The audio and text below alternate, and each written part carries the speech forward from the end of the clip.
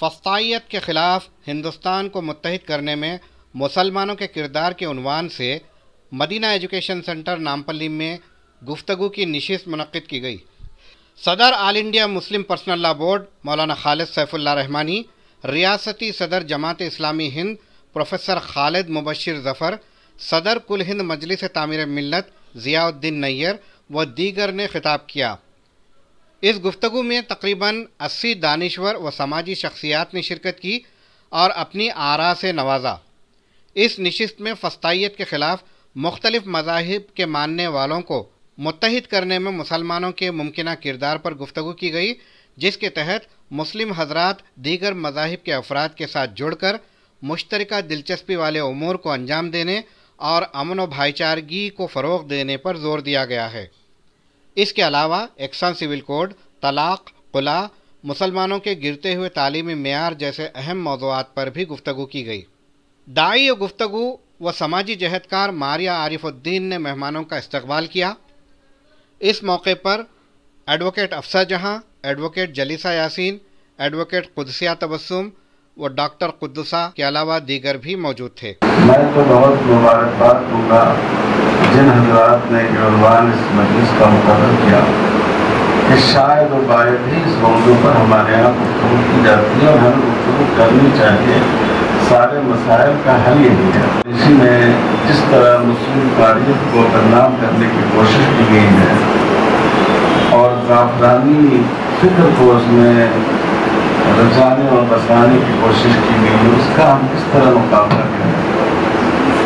ایک لیکچر سے کام نہیں چلے گا، ہم کو اساتذہ کو ٹرین کرنا پڑے گا جو اس موضوع کو پڑھانے والے ہیں۔ ایک مستقل آپ اس موضوع پر رکھیں۔ جس امت کو اللہ کے رسول صلی اللہ علیہ وسلم نے بینیفیشیل امہ، فلاح اور بہبود کی امت اور دنیا کے انسانوں کے لیے فائدہ مند امت قرار دیا تھا، وہ امت آج کہیں نہ کہیں اپنے محدود دائرے کے اندر پہنچنے کے نتیجے میں وہ داعیانہ کردار اور قائدانہ کردار ادا کرنے سے قاصر ہے۔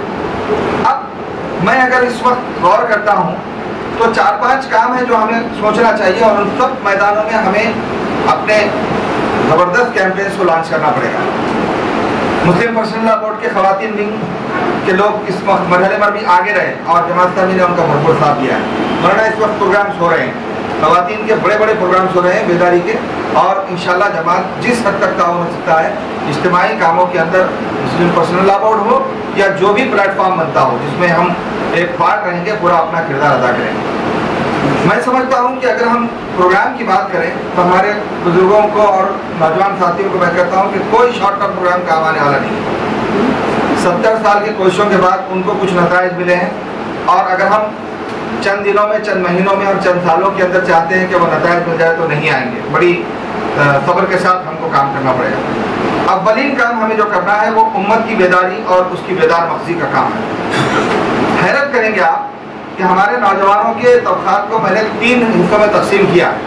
There are 3 types of youth in Muslim Ummah۔ ایک وہ ہیں جو بے خبر ہیں، انہیں حالات کی کوئی خبر نہیں اور نہ وہ خبر حاصل کرنا چاہتے ہیں۔ انہیں آپ پوچھیں گے تو امت کے مسائل کے بارے میں ایک مسئلہ بھی بتانے سے قاصر رہیں گے۔ تو بے خبر نوجوانوں کا ایک طبقہ ہے جو ہمارے پاس ہے۔ دوسرے وہ ہیں جو جانتے ہیں لیکن بے فکر ہیں، انہیں کوئی فکر نہیں، وہ اپنے کمفرٹ زون کے اندر محدود ہیں۔ اور تیسرا وہ گروہ ہے جس میں شاید ہم آپ جیسے لوگ شامل ہوتے ہیں۔ میں انہیں بے صبر کہتا ہوں، اس لیے کہ اگر کسی مقام پر ہم برسوں یہاں پر 30-40 سال سے ان چیزوں کو اپنی عمر کے دیکھ رہے ہیں، میں خود اگر اپنی عمر کا اگر انالیسس کرتا ہوں تو میری اسٹریٹجیز کے اندر اگر نتیجہ نہیں کر رہا ہے تو کہیں نہ کہیں وہ میری پلاننگ کا فلاح ہے، جلد بازی ہے، ان کے امپلیمنٹیشن کے یعنی شارٹ کمنگز کو دور نہیں کرنا ہے۔ ہم جانتے بھی ہیں، ہم سمجھتے بھی ہیں، اپنے مسائل کو سمجھنے کے باوجود ہمارا ریئیکشن بہت ہی انسٹنٹینیس ہو گیا ہے۔ تو یہ جو رد عمل کی نفسیات ہے، اس نفسیات نے یہاں کی طاقتوں کو موقع دیا ہے۔ اگر آپ اس ملک کو ان طاقتوں سے بچانا چاہتے ہیں تو مسلمانوں کو تھک اسکن ہونا پڑے گا، موٹی چمڑی بننا پڑے گا، اور رد عمل کی نفسیات ہے۔ اس کی مثال میں دوں کہ اگر آپ کے پیچھے کوئی ڈاکو پڑے ہوئے ہیں اور آپ ان ڈاکوؤں سے بچنے کے لیے جنگل میں گھستے ہیں اور جھاڑیوں میں گھس کر پناہ لیتے ہیں، تو وہاں پر ممکن ہے کہ آپ کو کیڑا کاٹے، ممکن ہے کہ آپ کو کوئی نقصان دہ چیز چبھ جائے، لیکن آپ کی ایک سسکاری بھی آپ کو موت کے منہ میں ڈھکیل دے سکتی ہے۔ اس وقت پوری امت مسلمہ ہندوستان کے اندر میرے نزدیک ایسے پوزیشن میں ہے جہاں اپنے سسکیوں کو ہمیں دبانا پڑے گا، اپنے دانتوں کو یعنی کسنا پڑے گا، اور جو کرنا ہے خاموشی کے ساتھ کرنا پڑے گا۔ میں بہت ہی اطمینان کے ساتھ کرناٹک کی امت مسلمہ کو سیلیوٹ کرتا ہوں، انہوں نے کام کیا ہے، اور وہ کام کیسے ہوا اس پر ہم آگے گفتگو کریں گے۔ دوسرا جو امت مسلمہ کے ضمن میں ہمیں کام کرنا ہے وہ ہے منصوبہ بندی اور پلاننگ، اسٹریٹجک پلاننگ۔ کئی محاذوں پر پلان کرنے ہیں ہمیں، اور ہر منصوبہ اس کے پیچھے ریسرچ چاہتا ہے، تحقیق چاہتا ہے، معلومات چاہتا ہے۔